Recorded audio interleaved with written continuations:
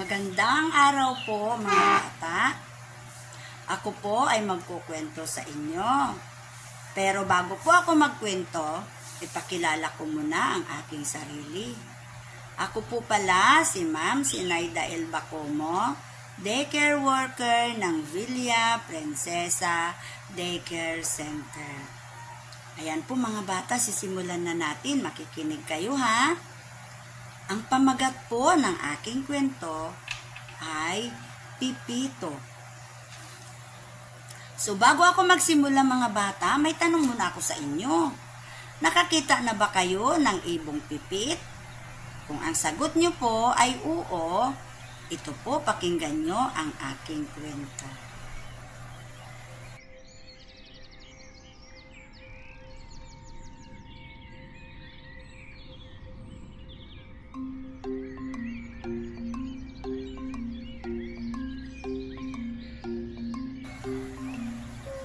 Si Pipito ay isang batang ibon. Hindi pa siya gaanong nakakalipad. Dito siya nakatira kasama ang kanyang ina at dalawang kapatid. Gustong-gusto nang makalipad ni Pipito. Naiinggit siya sa mga ibong nakakalipad na nang mataas at nakakarating sa iba't ibang lugar. Tweet, tweet, tweet! Laging sinasabihan si Pipito ng nanay niya, hintayin mo ang tamang panahon na malakas na ang iyong mga pakpak. Tweet, tweet, tweet! Huwag kang magmadali, may tamang panahon ang lahat. Hindi naniniwala si Pipito sa nanay niya. Ang alam kasi niya ay sobra silang pinoprotektahan nito. Mapanganib, mabuti na ang nag-iingat, sabi nito sa kanila. Sa araw-araw ay lumalala ang pagkabagot ni Pipito. Tweet, tweet, tweet! Malalaki na tayo. Kaya na nating lumipad, aniya sa mga kapatid. Tweet, tweet, tweet! Hindi pa rin tayo dapat sumuway kay nanay, sabi ng dalawa. Upang hindi mabagot ang mga anak, ay tinuruan silang umawit ng nanay nila.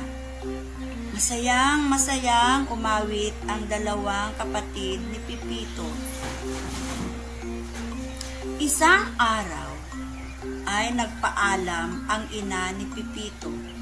Tweet, tweet, tweet! Baka gabi na ako makabalik.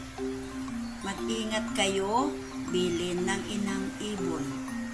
Tweet, tweet, tweet! Mag-ingat din po kayo nanay, sabi ng mga munting ibon. Nakasilip ng pagkakataon si Pipito. Gagala siya habang wala ang ina. Sabi ni nanay ay dito lang tayo sa pugad. Tweet, tweet, tweet! Anang mga kapatid niya. Tweet, tweet, tweet! Sandali lang ako, sagot ni Pipito. Noong una ay pakandi-kandirit lang si Pipito. Sumunod ay lumipad na siya. Malakas na ang kanyang mga pakpak at nakakalipad na siya ng malayo at mataas. Kalilipad ay napalayo si Pipito. Sinundan kasi niya ang isang kawan ng mga ibon. Tuwang-tuwa siya, hindi niya maipaliwanag ang nadarama. Nagulat si Pipito nang makitang isa-isang naglalaglagan mula sa ere ang mga ibon. tinitirador pala ng mga batang ito ang ilang mga ibon. Sa sobrang takot ay nagsiksik sa isang sulok si Pipito. Nang makakita ng pagkakataon ay mabilis siyang kumandirit palayo. Nakarating si Pipito sa bakuran ng isang bahay. Nakita niya ang isang hawla na nakabitin sa puno. "Tweet, tweet, tweet!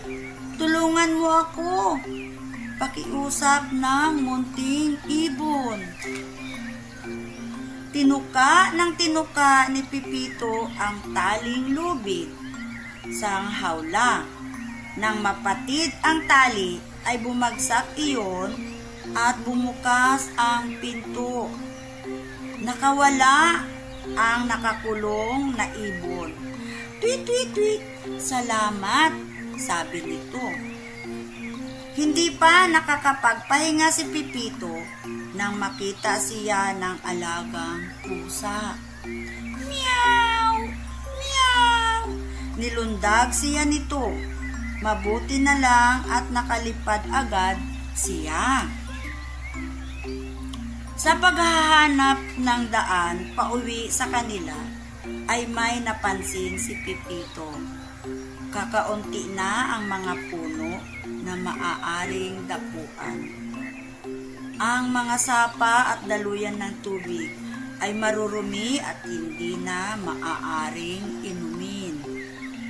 Mapaganib din sa isang ibon ang makita ng mga tao. Binabato sila ang mga bata at pinaglalaruan. Pinuhuli naman sila ng mga matatanda para ipagbili o kainin. Noon, naisip ni Pipito kung bakit gayon na lang ang paalaala ng nanay niya, huwag silang aalis o lalayo sa pugad. Doon kasi ay ligtas sila. Punong-puno ng pagsisisi si Pipito. Ito pala ang dahilan kung bakit tinihigpitan sila ng ina. Para pala iyon sa kanilang kabutihan. Lumakad ang mga araw. Nawawalan na ng pag-asa si Pipito. Nanghihina na rin siya dahil sa pagod at kawalan ng pagkain. Isang umaga ay may narinig siya. "Tweet! Tweet! Tweet!" Napasigaw sa tuwa si Pipito. Nakita siya ng ina. Hindi tumigil sa paghahanap ang inang ibon hanggang sa makita siya. "Tweet! Tweet! Tweet! Patawad po, inay!" Umiiyak niyang sabi. Nakabalik si Pipito sa sariling pugad. Sa piling ng ina at mga kapatid ay hindi na siya maghahangad na lumayo. Alam na niya ang kapalit kapag naging pasaway na anak. Ayan mga bata, nagustuhan niyo ba yung ating kwento? Ang aral po sa ating kwento ay huwag tayong pasaway sa ating ina. Kung ano man po ang sinabi ng ating ina, ay dapat po ay sumunod tayo dahil iyon po ay para sa ikabubuti natin. Maraming salamat po mga bata sa inyong pakikinig. Bye-bye po.